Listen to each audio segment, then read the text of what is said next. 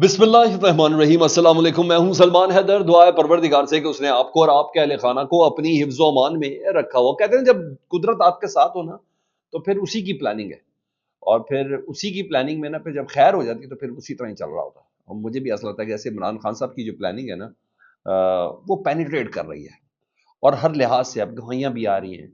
نواز شریف صاحب کی کال ٹیپ ہو گئی یار، یہ کوئی چھوٹی بات ہے؟ اور جو کال ٹیپ ہوئی ہے ابھی میں اس کا جب ذکر کروں گا نا آپ حیران ہو جائیں گے کہ نواز شریف صاحب کیسے اپنی بیٹی کو گائیڈ کر رہے ہیں اور کیسے شہباز شریف صاحب کو گائیڈ کر رہے ہیں، کیسے معاملات کو اسٹیبلشمنٹ کی طرف موڑ رہے ہیں، بتا رہے ہیں کہ بیٹی تم نے یہ بولنا ہے، بتا رہے ہیں شہباز شریف تم نے یہ بولنا ہے، اور وہ کال ٹیپ ہو کے اسٹیبلشمنٹ کے پاس بھی چلی گئی ہے۔ جی ہاں، اس کی تفصیل بہت اہم ہے جو میں نے آگے چل کے آپ کے سامنے رکھنی ہے، اور شریف خاندان مشکل میں ہے، یہ بھی میں آپ کو بتا دوں۔ اور جہاں گواہیاں آ رہی ہیں تو وہاں دیگر بہت سی اور بھی چیزیں ہیں جو میں آپ کے ساتھ شیئر کرنا چاہ رہا ہوں۔ لیکن سب سے پہلے ذرا وہ کمزوروں کی نشانی ہے جو دنیاوی طور پر جسم کے قد و قال سے تو بڑے مضبوط نظر آتے ہیں لیکن اندر سے بہت کمزور ہوتے ہیں، کیونکہ ان کی حرکات و سکنات بتائی جاتی ہیں۔ دنیا دیکھ رہی ہے کہ سسٹم کھوکھلا ہے سر، یہ مجھے آپ کو ہر لحاظ سے بینگ عوام پتہ چل چکا ہے، اور عوام مختلف سوچتی ہے، عوام کی فکر کا زاویہ بالکل مختلف ہے، مگر طاقت کے جو نشے میں چور لوگ ہیں نا جی، وہ اپنے مشیروں کے مشورے پر عمل کر کے نا ان کو شاید ایسا لگتا ہے کہ وہ صحیح کر رہے ہیں لیکن وہ مزید ایکسپوز ہی ہو رہے ہیں۔ وہ جج جنہوں نے عمران خان صاحب کے خلاف کیسز سنے، عمران خان صاحب کے خلاف کیسز میں فیصلہ دیا بھونڈے طریقے سے، جس کو اسلام آباد ہائی کورٹ نے ٹرن ڈاؤن کیا، کیس کا ٹرائل ہی منسوخ کر دیا، سزائیں معطل کر دی، ضمانتیں دے دی، یہ سب کیا، ان تمام ججز کو نا اب انعام چاروں طرف سے دینے کا سلسلہ شروع ہو گیا ہے۔ جو پلان ہے وہ چاہے ہائی کورٹ اسلام آباد کی ہو چاہے لاہور ہائی کورٹ ہو، ان تمام جگہوں سے ان کو نوازا جائے گا جی۔ اور یعنی یہ طے ہو گیا کہ کم از کم اسلام آباد ہائی کورٹ اور جو لاہور ہائی کورٹ کے ججز کی جو قابلیت ہے نا، اس کی جو میزان ہے وہ نفرت عمران خان ہے۔ جو جتنا زیادہ عمران خان صاحب کے خلاف نفرت رکھتا ہوگا، یہ فیصلہ رکھتا ہوگا، وہ ہی بیسکلی جج کہلانے کا حقدار ہوگا، چاہے وکیل کی شکل میں ہو چاہے ٹرائل کورٹ کے کسی جج کی شکل میں ہو۔ اور پھر یہی جج جب ہائی کورٹ میں لگیں گے تو آگے چل کے انہوں نے سپریم کورٹ میں لگنا ہے، اور پھر سسٹم کا ایسٹ بن جائیں گے یہ لوگ۔ جو پہلے دن سے کمپرومائز ہوتا ہے وہ آخری دن تک بھی کمپرومائز ہی رہتا ہے۔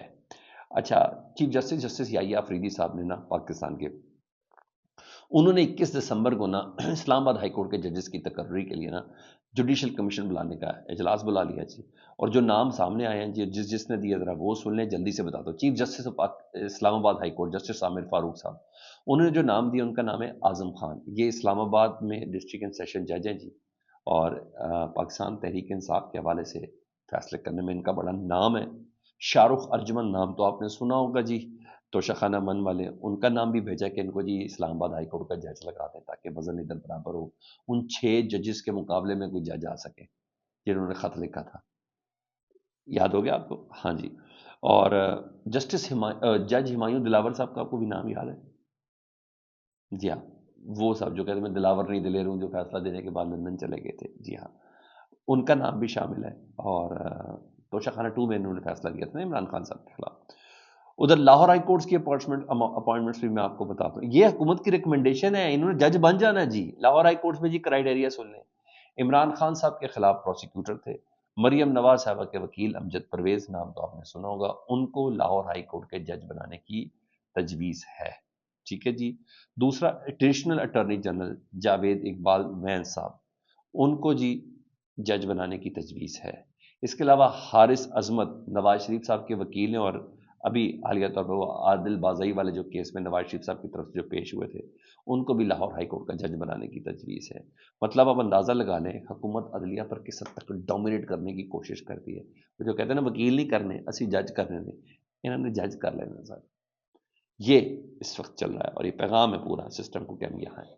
علیمہ خان صاحبہ کی ملاقات ہوئی تھی کل عمران خان صاحب سے، کل جمعرات تھی، ملاقات کا دن تھا فیملی سے، تو انہوں نے عمران خان صاحب کے کافی دیر بعد رات گئے تو 7:30 8 بجے کے قریب وہ باتیں سامنے آئی کہ علیمہ خان صاحبہ کی کیا بات ہے۔ عمران خان صاحب نے بہت سی چیزیں کلیئر کر دی، جی ہاں، جو باہر ایک دم سے آپ کو لگا وہ جھاگ کی طرح سارے بیٹھ گئے، لگ رہا ہے پاکستان تحریک انصاف مرے جا رہی ہے اب مذاکرات کے لیے حکومت سے، اور یہ وہ سب ہو رہا ہے، اور آپ کو پتہ ہے اوپر سے حکومت کے بھی طوطے نہیں بول رہے تھے، طوطے بہت زیادہ بول رہے تھے، ان کو چپ بھی نہیں کرایا جا رہا۔ ایسا لگ رہا تھا جس طرح بیرسٹر گوہر صاحب نے اچانک کہا جی ہمیں ایوان سے انصاف چاہیے، اور یہ سب چیزیں شروع ہو گئیں۔ پھر مختلف خبریں بھی آنا شروع کی، اسد کیسر صاحب کی شہباز شریف صاحب سے ملاقات اور فلانا جی، یہ سب چل رہا تھا۔ تو ایک امپیکٹ ایسا آ گیا جیسے ہوا، پھر جس طریقے سے عطا تارڑ صاحب کی پریس کانفرنس، خواجہ آصف صاحب کی بول چال، پھر دانیال چودھری کی، تو اس سے بہت کچھ اندازہ ہو رہا تھا۔ حالانکہ جب مذاکرات ہونے چاہیے تو خاموشی سے ہونے چاہیے، یہ سپوائلر سے بچنا چاہیے۔ سپوائلر کون کون ہو سکتے ہیں میں آپ کو بتاتا ہوں۔ سپوائلر اس طرح کے لوگ ہو سکتے ہیں جن کا منہ بند نہیں ہو رہا، کیونکہ ان کو پتہ ہے کہ مذاکرات کامیاب ہو گئے تو یہ گئے، مذاکرات کی تو ان کی ڈومین ہی نہیں ہے۔ ان کے پاس تو وہ اجازت نامہ ملے گا، وہ اجازت نامہ ہی ہونا ہے، ٹیکنیکلی بات تو وہیں ہو رہی ہے، انہوں نے جا کے ادھر ہی کہنا جی یہ بات کریں کیا کروں، سمپل سی بات ہے، یہ مجھے بھی پتا اور آپ کو بھی پتا ہے۔ تو ان سپوائلر سے بہرحال بچنا ہے۔ تو ان تمام سپوائلرز کا جواب دیا عمران خان صاحب نے۔ تو علیمہ خان صاحبہ کہتی ہیں، عمران خان صاحب کہتے ہیں کہ مجھے اطلاع ہے کہ میری جماعت کے عمران خان صاحب اپنے رہنماؤں سے کافی زیادہ غصے میں تھے، ٹھیک ہے، اور میرے کو کلاس شلاس بھی انہوں نے اس کے لیے۔ عمران خان صاحب یہ کہتے ہیں علیمہ خان صاحبہ کے مطابق کہ اخباروں میں تو جو خبریں چھپ رہی ہیں اس سے لگ رہا ہے کہ باہر دوستانہ ماحول چل رہا ہے حکومت اور میری جماعت کا۔ خبروں سے پتہ چل رہا ہے جیسے باہر کچھ ہوا ہی نہیں۔ لیڈرشپ کے رویے پر میں بہت حیران ہوں۔ انہوں نے کہا 5 دسمبر کو جو مجھ سے کارکن ملنے کے لیے آئے تھے تو انہوں نے بتایا تھا کہ 26 نومبر کو گولیاں چلی ہیں، لاشیں گری ہیں، اور اتنا ظلم ہوا ہے اندھیرے میں کہ لوگ صدیوں تک اسے بھول نہیں سکتے۔ مجھے توقع یہ تھی کہ میری پارٹی کے لوگ پارلیمنٹ میں پرزور طریقے سے اس مسئلے کو اٹھائیں گے اور مطالبات ہمارے وہی ہیں، تو یہ کیسے دوستانہ گیم ہو رہی ہے، مجھے کیوں ایسے لگ رہا ہے۔ انہوں نے کہا میں ابھی بھی اپنے سٹانس پہ کھڑا ہوں، جس نے میرے ساتھ ہے وہ رہے، نہیں تو جسے استعفیٰ دینا وہ استعفیٰ دے دیں۔ انہوں نے کہا ہمارا مطالبات وہی ہے کہ جوڈیشل کمیشن بنایا جائے 26 نومبر پر، جوڈیشل کمیشن بنایا جائے 9 مئی پر، اور جو ہمارے قیدی انڈر ٹرائل ان کو رہا کیا جائے، ادروائز سول نافرمانی کے علاوہ ہمارے پاس کوئی راستہ نہیں چھوڑا، اور یہ مہم بہت تگڑی ہوگی۔ عمران خان صاحب نے کہا سول نافرمانی کے حوالے سے لوگوں کو آگاہ کریں، وقت تھوڑا ہے۔ 15 دسمبر کو یوم سوگ منائیں گے پشاور میں اور پورے پاکستان میں اور پوری دنیا میں۔ انہوں نے کہا جی کہ 15 دسمبر کو یوم سوگ منانا ہے، اگر مطالبات نہ مانے گئے تو سول نافرمانی کی طرف جائیں گے۔ سلمان احمد صاحب نے بھی، جو بشا بی بی صاحب سے متعلق آج کل وہ بڑے چار جو ہیں، انہوں نے کہا بکواس کرتا ہے جی، اس کا دماغ ٹھیک نہیں ہے۔ مزید علیمہ خان صاحبہ کہتی ہے کہ ہم نے عمران خان صاحب کو بتایا کہ ڈی چوک کا نام ہم نے شہداء چوک رکھ دیا ہے اور یہ ہمیشہ رہے گا، اور ہمارے پاس بہت سے شواہد آ چکے ہیں، ویڈیوز بھی آ چکی ہیں، اور اس لیے سول نافرمانی اگر نئی مطالبات مانے تو وہ ہونی ہے، کیونکہ سول نافرمانی باہر میں بیٹھے لوگ کریں گے، اور یہ وہی پاکستانی ہیں جن کو آپ ووٹ کا حق دینے کو تیار نہیں ہے، موجودہ حکومت جن کو ووٹ دینے کا حق دینے کا تیار نہیں ہے، جو ان کے احتجاج پر آپ ان کی فیملی کو کال کر کے آپ دھمکیاں دیتے ہیں، کہتے ہیں کہ پاکستان لینڈ کریں گے تو گرفتار کر لی جائے گی، جن کے پاس وہ آئی کاپ سب چیزیں جن کے کینسل کرنے کی دھمکیاں دیتے ہیں، یہاں تک انہوں نے کہا کہ یہ وہی پاکستانی ہے۔ مزید عمران خان صاحب نے کہا کہ جنرل فیض سے میری جتنی بھی ملاقاتیں وہ جنرل باجوہ کی اجازت سے ہوتی تھی، مجھ سے ملاقات کرنے کے بعد جنرل فیض جا کر جنرل باجوہ کو تمام چیزیں بتا دیتے تھے، یعنی ان کو سارا بریف کیا جاتا تھا، ان کے کہنے کا مطلب ہے۔ تو ایسا نہ کریں گے مجھے جنرل فیض کا اٹیچ کریں، جنرل باجوہ ساتھ ہے، میرا کوئی تعلق نہیں، ڈپارٹمنٹ کا مسئلہ ہے، کوڈ کریں یا مارشل کریں، میرا اس سے کوئی تعلق نہیں ہے۔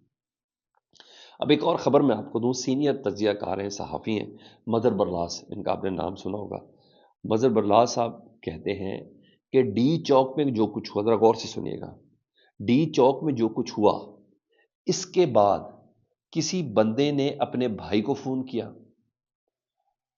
کہ یہ پیغام دو، اور پھر اپنی بیٹی کو کہا یہ بیان دو،